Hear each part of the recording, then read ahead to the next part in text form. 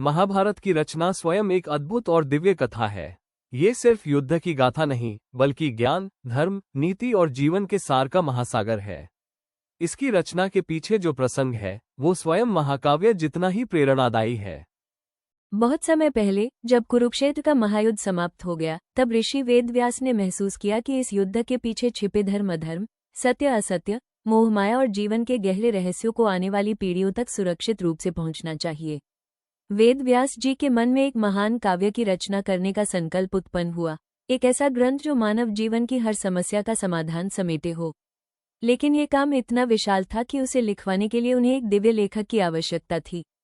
व्यास जी ने देवताओं के विघ्नहर्ता, बुद्धि और ज्ञान के देवता भगवान गणेश का ध्यान किया और उनसे प्रार्थना की कि वे इस महाकाव्य को लिपिबद्ध करें। गणेश जी ने कहा, मैं लिखूंगा, पर एक शर्त है, आप बोलते रहें और मैं बिना रुके लिखता रहूं। यदि आप रुक गए तो मैं लिखना बंद कर दूंगा। व्यास जी मुस्कुराए और बोले, मैं स्वीकार करता हूं, पर मेरी भी एक शर्त है, आप तब तक कोई भी श्लोक न लिखें जब तक उसका अर्थ पूरी तरह समझ न ले। गणेश जी ने सहमति दे दी। इस तरह व्यास जी ने सुंदर, गूढ़ और रहस्यमय श्लोक रचने शुरू किए। जब गणेश जी किसी कठिन अर्थ वाले श्लोक में उलझते, तभी व्यास जी अगला श्लोक सोचने और बोलने का समय पा लेते। कथा है कि लिखते लिखते गणेश जी की कलम टूट गई, पर लिखना रोकना उनकी शर्त के खिलाफ था।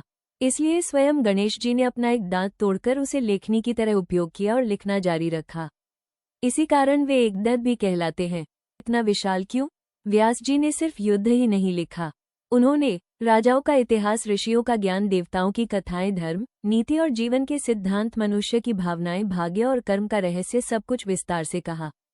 इसलिए महाभारत को विश्व का सबसे लंबा महाकाव्य माना जाता है। नाम पंचम वेद कहते हैं। इसे पढ़ने से वो सब ज्ञान मिलता है जो चारों वेद देते हैं। इसीलिए इसे पंचम वेद भी कहा गया है।